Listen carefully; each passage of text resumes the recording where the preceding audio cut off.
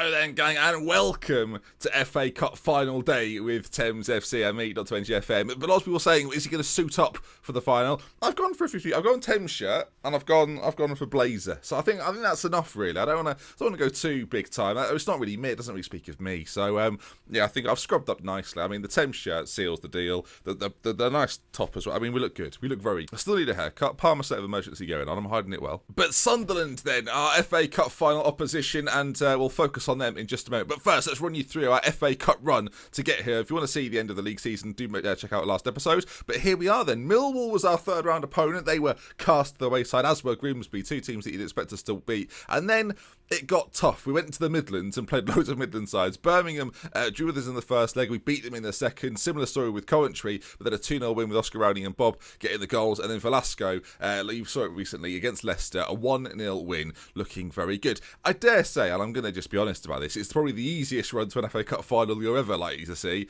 And didn't play a single Premier League side. Thank you very much, the gods at FA. Gods at FA. That sounds like a band almost. Who are you? Oh, with the gods at FA? Yeah, that's right. Yeah, we saw like an indie folk thing. Yeah. We sing about giraffes playing the ukulele and stuff.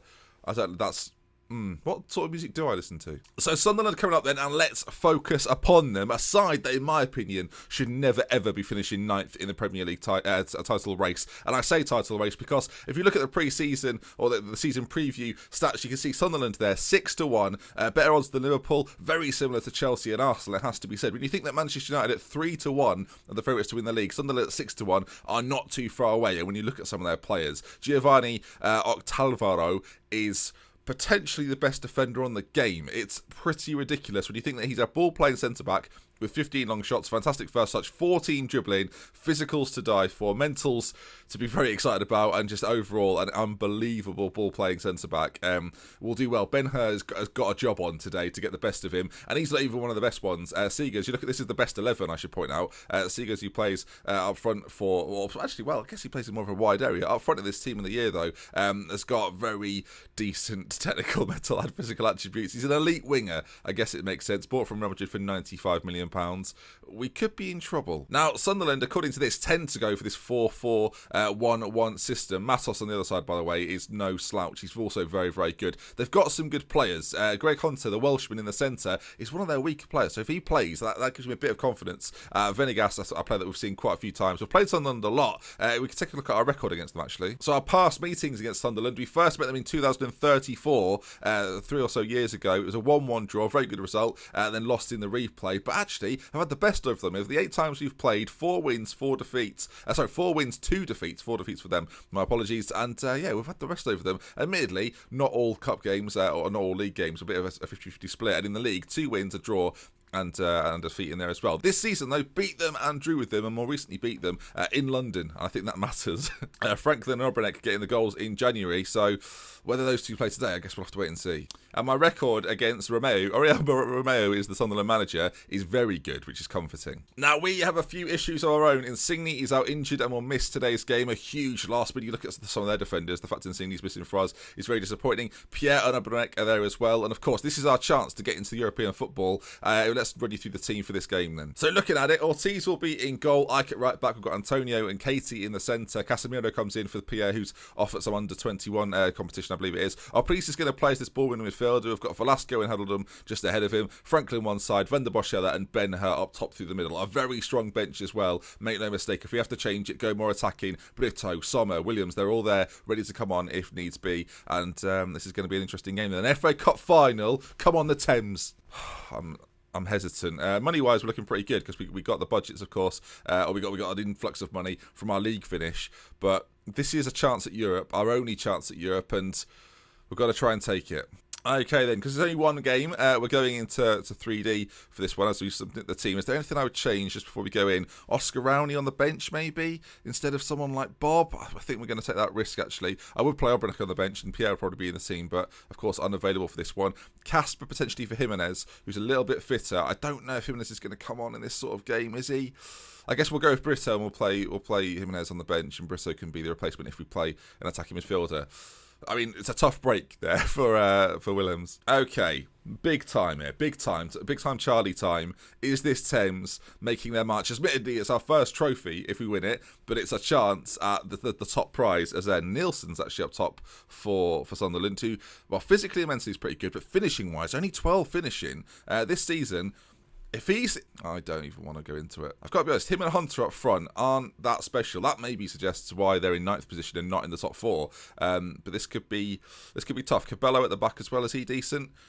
Yes, two of the best, well, probably one of the best centre-back partnerships in the league, it's fair to say. All right, passionate team talk. Let's tell them we've been on a good run lately. Go out there and impress me, and hopefully they keep up this good form. I'm going to passionately say, again, I've got faith in them. Get out there, boys. Do the business. This is a big game. This could set up Thames now for the next few years. If not, again, the battle to get back into Europe is very difficult, and this is a bit of a shortcut into that. Okay, then you can see the teams warming up at Wembley Stadium. We're over that end. I don't think we'll be able to see us, which is a bit of a shame. But here we go then, as the games begin. We'll get the match stats up on the right-hand side. There's obviously no league table, so I'll just pop that over there. Move this a little bit further to the left, I guess. And here we go then, Thames versus Sunderland. And the first chance, it's stuck to my mouse. I mean, what's going on here?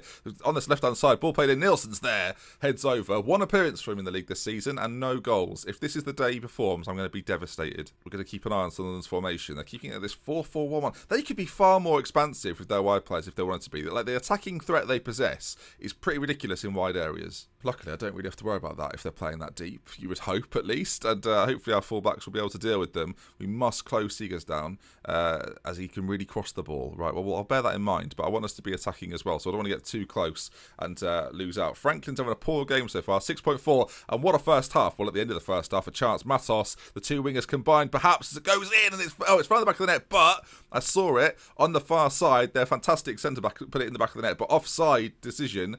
And it looks like then we will. At half-time, 0-0. My word. Okay, a very boring first half. I think there's no other way to put it. But at the same time, we've held them off. If you can get a goal, that makes us favourite to win. Go out there and make it happen. I'm going to try and calm down the midfield, though. I'm going to say, like, there's no pressure on you today. Just get out there and do the business. Same with Ben-Hur, mate. Just get out there and do it. Seems relaxed. For me, a relaxed Ben-Hur is a dangerous animal as we get things underway. Hopefully, a more highlight-packed second half. That man over there doing some stretches. They're working out, getting ready. All right, no attacking player on either side right now is playing that well. Hunter and Nielsen are having poor games. Up top for us, Franklin's having a very quiet game. Sommer is ready to pounce. Rowney's there too. As there's half an hour to go, and I'm going to be the first one to blink, I think. Sommer's going to come in. Franklin's having a poor game. Inside forward. We've seen it do it many times. It's time for him to try and do it again. Okay, where will the attacking threat come from Sunderland, and where will it come from Thames? We could have extra time and penalties here. That would be stressful. Just checking that I've got I do have key highlights on. Nothing. Not a sniff in this FA Cup final. The quietest of cup finals I can ever remember. They've made one change, 2 now. Lay's played it. Lay's come on as a chance for us. Velasco into Haludum. Now, can we get Ben-Hur involved? One touch from him on that left foot. Goes for goal. And my word, he nearly puts it in the back of the net. What a goal that would have been. Well, late doors, a free kick to Sunderland. Could it be heartbreak for Thames? We've barely put a foot wrong in the game, and it's a penalty. What? For a foot up?